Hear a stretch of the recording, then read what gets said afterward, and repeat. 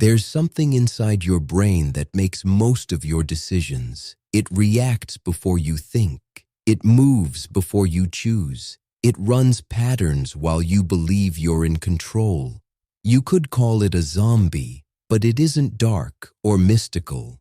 It's your subconscious, the automatic system, the habit engine, the pattern runner.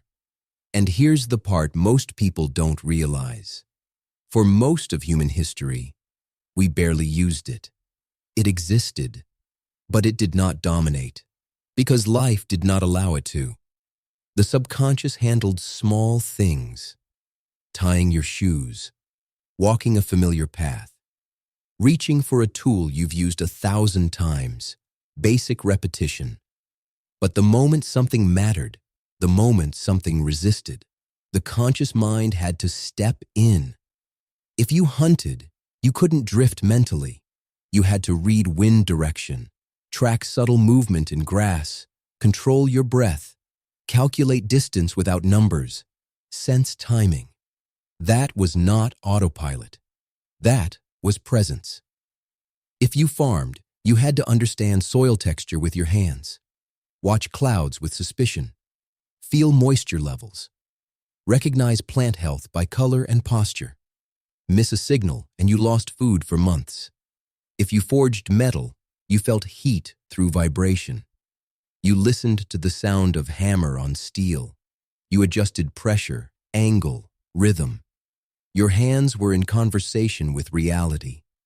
If you built a house, nothing was standardized. No prefabricated walls, no automated leveling, no precision machines. Every beam required judgment. Every cut required correction. Every joint required skill. The world pushed back. Wood resisted. Stone resisted. Weather resisted. Reality forced you to stay awake.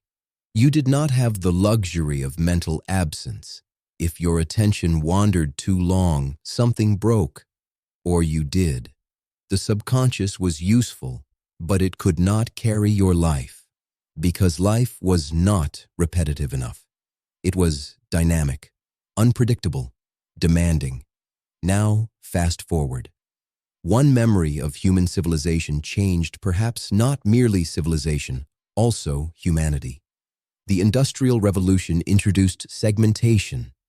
Instead of building a table, you sanded one leg. Instead of crafting a tool, you tightened one bolt. Instead of mastering the whole, you repeated the part.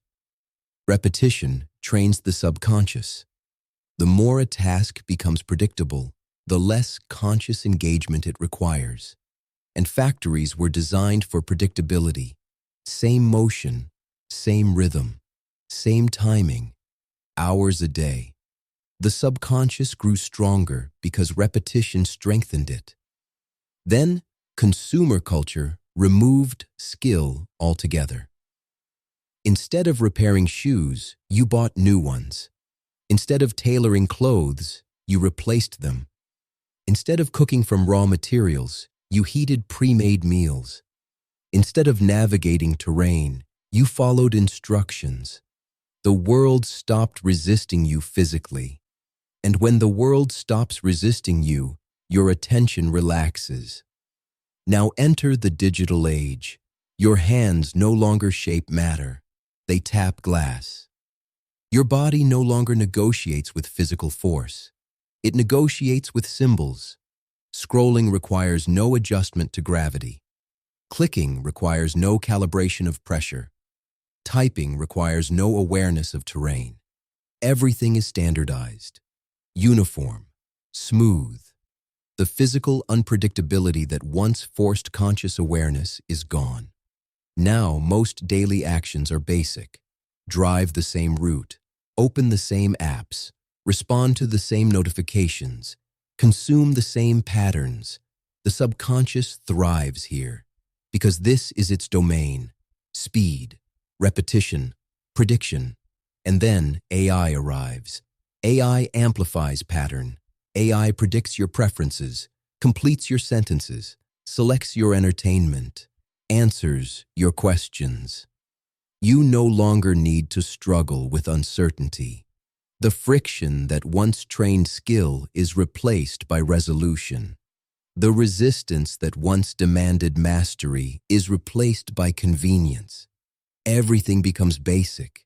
Everything becomes accessible. Everything becomes smooth. And when everything becomes smooth, the subconscious takes over more territory. It is not malicious. It is efficient. But efficiency removes depth. Before, the conscious mind was constantly exercised because the world required it. Now the world is engineered so that it rarely does. The subconscious used to tie your shoes. Now it can run your day. And if the deeper part of you is no longer required to engage, what happens to it? It weakens. Not because it is broken, because it is unused. We are the first generation in history that can survive comfortably while rarely practicing full conscious skill. That has never happened before. And the question is not whether we feel. The question is whether we are still training the part of us that grows through resistance. Somos seres humanos. We are human beings. And human beings were shaped by a world that pushed back. If the world no longer pushes back, are we? Or someone else?